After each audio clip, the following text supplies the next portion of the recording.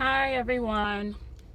Well, today in this video I wanted to talk, I have my seatbelt on, about just speaking up and advocating for your own health. If you feel something that's going on with you, for an example, advocate for yourself. Even if your doctor is telling you that something's not wrong with you and that you're fine and dismissing it, don't feel like, you can't go to somebody else for help.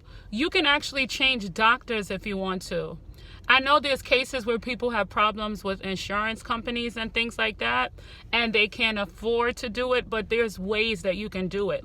In the past, I was like that. The doctor would tell me something and I'm like, okay, even though I knew better because, I have a medical background, but at the same time, sometimes they can make you feel like, okay, you're fine. But if you feel something, I just was telling somebody this the other day, a relative of mine,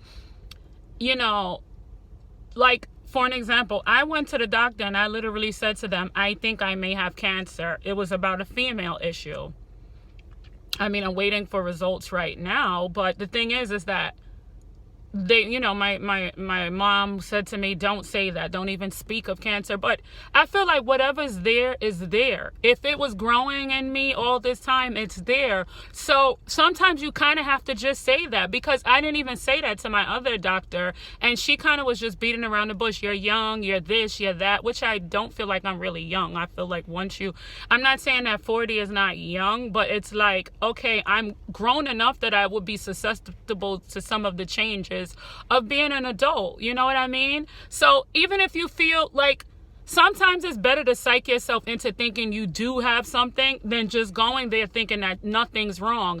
Whatever the worst possible condition is, and I feel like you'll be able to accept it more if you find out that that's really what it is. So if you feel like something's going on, or let's say you feel like, oh, I feel like I looked up such and such prostate cancer. If you're a man and you go to the doctor because you're having constant urination, don't be afraid to say to the doctor, I think I have prostate cancer. Can you screen me for it? Because what will happen is years and years will go by. You will not get screened for prostate cancer, or they would just dismiss your claims and make you think that you're going crazy. So when you feel something, speak up about it. Tell your doctor how you feel, and don't make them make you think that you're a hypochondriac or you're going crazy or you're too young. It happened to me too many times. And even with my situation, if you look at my other video about my thoracic spinal fusion, I went to the doctor 3 times because they kept saying, you're too young, you're not feeling paralyzed, you're not this, you're not that. I can't stand when doctors tell people that they are too young. Disease does not have a discrimination on race, age, culture, nothing. They're so lazy sometimes to do tests to screen you for things instead of just checking. Why not? I understand some of these tests are expensive. I understand sometimes that health insurances don't cover some of these tests. But you guys as doctors, your job is to save lives. You took that Hippocratic oath, didn't you? Your job is to save people's lives. That's what your job is. And the thing is that too many doctors, with the change in managed care today, they are rushing treatment. The bedside manner is gone and everything. So they're rushing you out of the office. Let me tell you guys something. If you go into a doctor's office and your doctor is rushing you out because he's ready to go to the next patient, leave him. Do not stick with that doctor. You need a doctor and don't get a doctor either that's going to let you tell them what's wrong with you instead of evaluating your symptoms. Doctors nowadays don't understand the basic concept of touch, which is what is part of bedside manner. Sometimes touching and feeling your patient out and just looking at the areas that they point to, or watching them when they get up out of the bed and walk around and stuff. I don't care if they didn't come in complaining of maybe leg or knee pain. Just watch them when they get up, when they walk. When I become a doctor, that's the kind of doctor that I'm going to be. The thing is that you have to have somebody that searches further than the norm. Just because I say my stomach is hurting, I'm not going to just diagnose you as having a stomach ache. You understand what I'm saying? Or just because you have classic symptoms of something. If you tell me that you constantly went to the doctor and you're coming back to me for the 4th or 5th time, my job as a doctor is going to be to make sure that you don't come back a 6th and 7th time.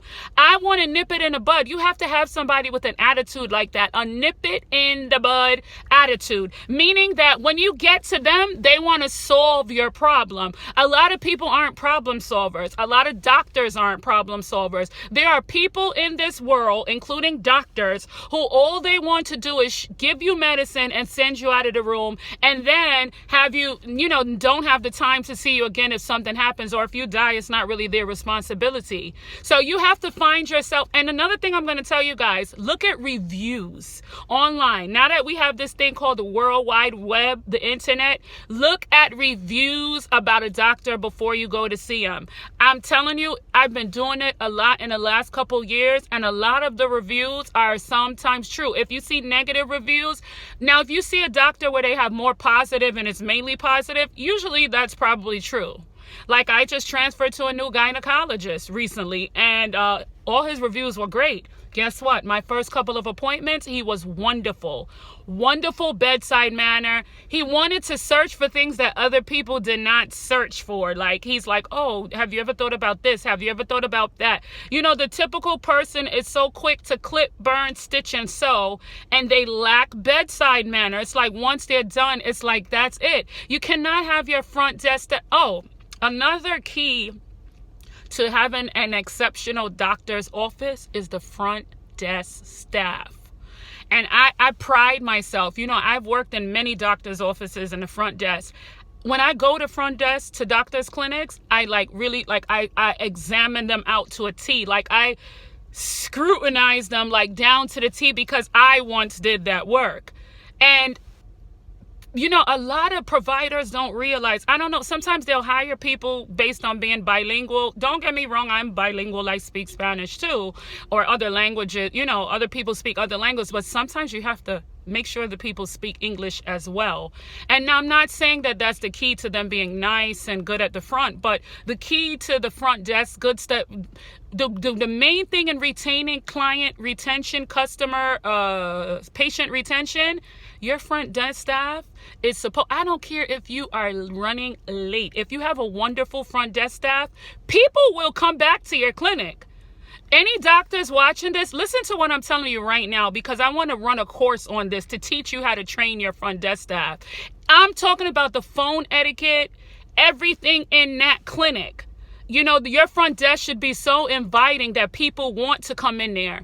Even if the doctor's not that great, but the front desk is good, because we know that's who we could call if we want refills. We know that that's the person that we could speak to, if we need something from you. Sometimes if the doctor's not so good, but he's kind of borderline, or she's kind of borderline, but the front desk is excellent, that'll keep people sticking with the clinic a lot longer than they probably would want to.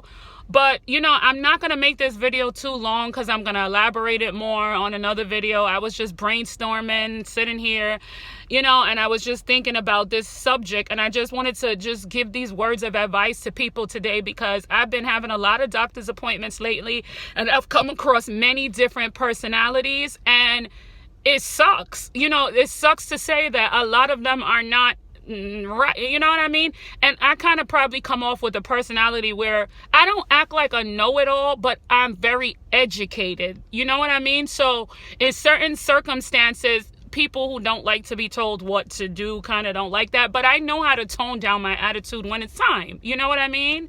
But anyway, I just hope that you guys can go by some of the words of advice I'm giving you. Drop down in the comments below if you have a story about something that happened to you at a doctor's office, or if you could relate to this video in general, or if you have any questions, or if you feel like I should talk about another topic, or if this video inspired you, then like it and give me a thumbs up. But yeah, I'll make a longer video talking about this, because I have some deep subjects and stories to tell, to touch for you guys to listen to. All right, toodles, have a good day. Happy first day of spring.